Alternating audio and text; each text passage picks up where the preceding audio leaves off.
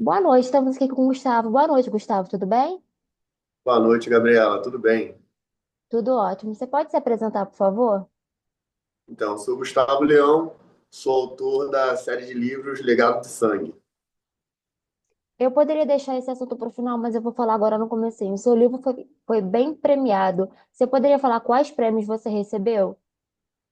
Então, o primeiro prêmio que eu recebi foi da editora Helvetia, que é uma editora suíço-brasileira, que ela tem um mercado internacional. Então, esse prêmio foi dado em Genebra, na Suíça, e eles me deram a honra de participar do Salão do Livro, né? E Imprensa de Genebra, que é um dos maiores salões de literatura do mundo, né? Então foi uma honra gigantesca. O segundo prêmio também, isso foi em 2023, tá? Início de 2023, na verdade, está se comemorando 2 anos, né, dessa entrega desse prêmio, porque foi exatamente no dia 23, né, de março. E teve o segundo prêmio, que foi o prêmio de melhores do ano de 2022-23 pela agência Midas, né, de mídia e pesquisa pública. Então, é um prêmio brasileiro, um prêmio nacional.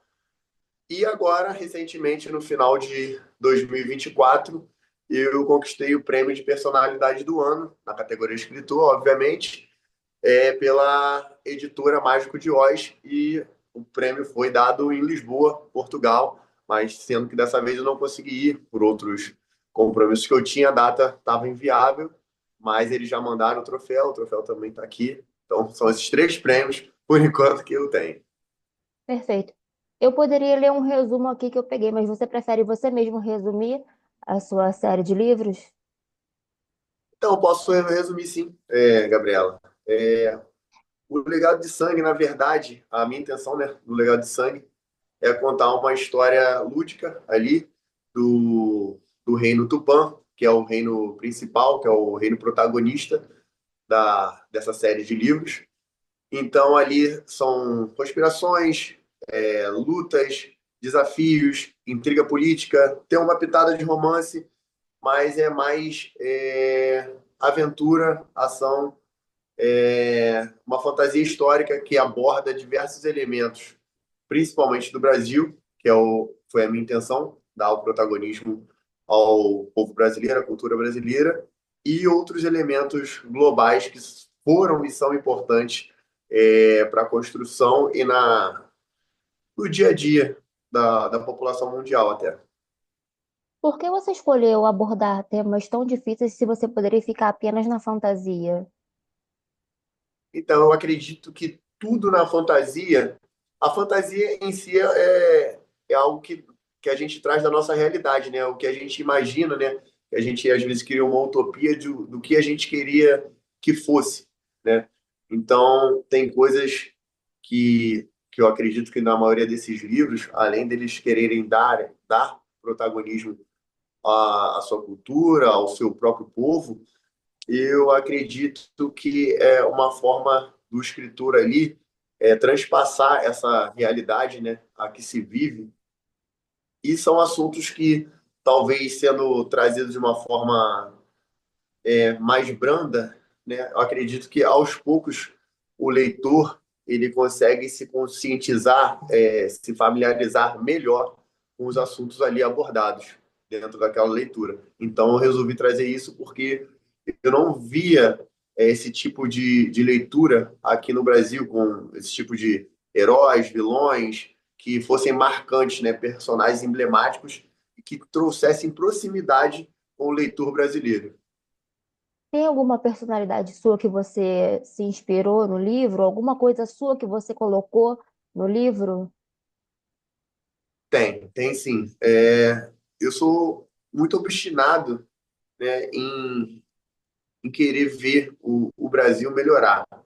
Isso em vários aspectos, né? Porque eu acho que há muita injustiça no Brasil. Então, eu tentei trazer isso no livro e colocar em alguns personagens ali esse elemento, né, essa característica, na verdade, minha, por questões de. Acredito que hoje muita coisa se perdeu, as pessoas não se importam mais em saber da onde provém alguns problemas que a gente tem aqui e acabam trazendo conflito entre elas, ao invés de buscar uma solução. Então, o legado de sangue também tenta trazer essa questão de, pô, vamos ter uma consciência aqui, vamos trabalhar junto, vamos ver todos esses fatores que nos trouxeram a ter esses problemas que são atuais na nossa história. O que que nos trouxe até hoje e a gente reclama de muita coisa. O que a gente mais vê em comentários e quando você tem assuntos nos jornais esse é o Brasil aí, é o que o povo merece, esse é o Brasil que o povo merece. Só que, cara, essa pessoa que fala isso, na maioria das vezes, ela não tem o retrato do que foi o Brasil, de como foi constituída a sociedade brasileira. E ela fala isso aí sem ter nenhuma noção disso. Então, através do livro, eu tentei trazer essa questão, então embutir em um personagem essa luta por uma justiça, por um futuro melhor, entendeu? Então, eu trouxe isso no livro, porque é uma característica minha de querer o melhor para o nosso povo. Durante o processo criativo, você teve algum tipo de bloqueio, algum tipo de trava? Se perdeu em algum momento? Sim, sim. Isso aí aconteceu por diversas vezes, tanto que o meu primeiro livro, se eu não me engano, eu demorei 1 ano e meio para escrever. Obviamente, eu não trabalho somente com a escrita, então isso aí também a gente perde um tempinho, né? Porque são outros problemas do cotidiano, principalmente do nosso trabalho. E vira e mexe dava esse tipo de bloqueio aí eu tinha que respirar, deixava a escrita um pouco de lado, focava no que eu tinha que fazer no momento e depois eu retornava, né, as páginas ali para ver se saía alguma coisa. Tanto no primeiro quanto no segundo aconteceu esse tipo de bloqueio. O que para você é imprescindível ter nos seus livros? Assim, deixa eu explicar melhor. É uma coisa que tem que ter em cada livro que você escreve. Eu acredito que tem que ter a nossa verdade. Eu acredito que tem que ter a verdade da nossa cultura, né? Eu tento sempre trazer a notoriedade da história do Brasil em algum aspecto ali e conscientização, trazer algum ponto de reflexão em alguma abordagem, alguma passagem dos meus livros. Então, eu tento trazer isso, né? Uma forma de conscientização para o leitor ali dentro dele, tanto no primeiro quanto no segundo. Você tem algum favorito entre o primeiro e o segundo? Não tenho, eu não tenho, não.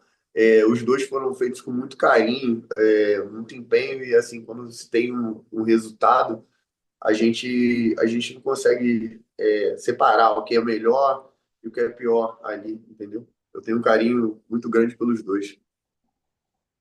Se você tivesse que classificar em três adjetivos o primeiro livro, quais seriam? Três adjetivos, Isso. então, vou botar aí. Ele é impactante, né? É um livro bem fluido e totalmente original. A originalidade dele é muito boa. E o segundo? O segundo é marcante, revelador e, vamos dizer, que é inspirador. Perfeito. Qual o seu personagem favorito? O meu personagem favorito é no livro um, é o Nil Oliveira. Foi bem falado esse personagem, né? Foi bem falado. Ele é um personagem carismático porque ele tem uma trajetória de vida que é o que eu disse antes aqui com você, Gabriel. Eu tento trazer nos personagens, nos elementos, fatos da vida real, do cotidiano, e personagens que se identifiquem, que se aproximem do leitor ou que alguém que ele conheça. Então, o Neil ele traz isso porque ele tem uma história de vida onde ele era um cara desacreditado, ele era um cara alcoólatra, era um cara piadista, só que ele tinha qualidades que as pessoas não viam por conta desses defeitos que as pessoas sobrepujavam sobre ele, entendeu? E aí, quando é dada uma oportunidade, foi dada a oportunidade a ele uma oportunidade de confiança pelo rei Augusto Starossa, que conseguiu ver naquele jovem ali que ele tinha alguma qualidade, um potencial, e foi trabalhado isso nele, quando ele ganhou confiança, e ele pôde se desenvolver. E aí ele tem uma caminhada maravilhosa, ele que cuidou da futura geração de Starossa, ele que guiou, se tornou um dos melhores guerreiros do reino, um conselheiro, o melhor amigo, e acabou assumindo até um papel de avô, né? De um dos personagens principais do livro aí, que é o Cassian. Perfeito. E se você pudesse falar alguma coisa para quem ainda não leu o seu livro, o que você falaria? Eu diria para dar oportunidade para essa obra, que é uma obra nacional, então a gente tem que dar oportunidade para esses trabalhos, né? Que são nacionais. A gente tem que dar valor mais à nossa cultura aqui, que se você ainda não leu, você está perdendo uma grande história. Eu vou puxar a sardinha para o meu lado. Claro. Que vai te impactar, que vai te fazer refletir, que vai te dar uma consciência maior de objetivos, de comunidade e do potencial que o povo brasileiro tem no geral. Agora eu vou deixar o livro de lado e vou puxar o Gustavo. Como o Gustavo se sentiu escrevendo um livro de tamanha magnitude? Então, de começo, eu vou ser sincero para você, a ficha não tinha caído. Foi algo assim que foi natural, mas aconteceu tudo muito rápido. Eu escrevi o livro em 2021. A gente está em 2025, são 4 anos até o degrau que ele chegou, ao nível que ele chegou. Então, assim, eu acredito que tem escritores que já estão mais tempo na caminhada. Eu conversei com alguns nesses salões que eu vou, em alguns eventos que eu vou, então eu converso com alguns que já estão, pô, há 1.000 anos de mim aí. E foi algo que até hoje eu digo que eu me acho um pouco usurpador, mas é aquela síndrome, né, de impostor que muita gente fala que a gente tem quando a gente consegue alguma coisa grande, que a gente acaba se sabotando. Então, todo dia eu tento trabalhar isso em mim e falar, não, cara, foi você que fez, você foi capaz de fazer isso e você é capaz de muito mais, que é para me dar forças para continuar esse trabalho que eu estou acreditando que está tendo um impacto positivo na vida de outras pessoas também. Como você se vê daqui a 5 anos?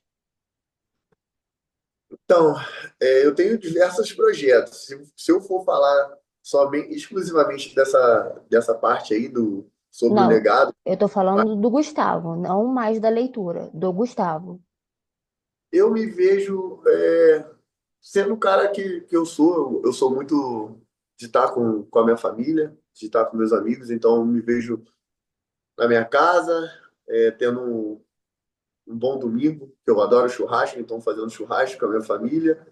Eu espero já ter a minha própria família. Eu sou um cara hoje em dia solteiro e tudo mais, então eu tenho a esperança de ter filhos ainda. Então talvez eu me veja até um cara já casado com meu filho ou filha, né?